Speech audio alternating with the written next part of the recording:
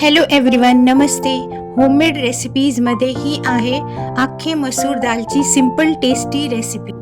रात्रभर किंवा 5-6 तास थंड पाण्यात मसूर भिजत घालायची आहेत. मसूर स्वच्छ पाण्याने धुवून घ्यायची आहेत.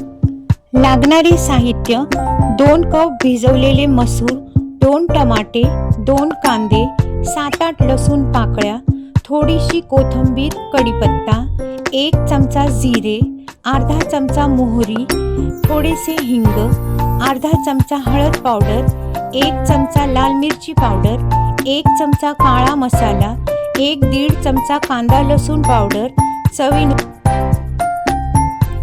मसूर आरोग्यासाठी खूप चांगले असतात. त्यात भरपूर प्रोटीन्स असतात, न्यूट्रिशन असतात, फायबर असतात. मसूर ग्लुटेन फ्री असतात.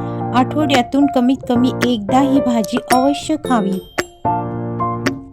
कुकरच्या 2 शिट्ट्या होईपर्यंत शिजू द्यायचे आहे. ही डाळ प्लेन स्टीम राईस बरोबर किंवा चपाती बरोबर खूप टेस्टी लागते.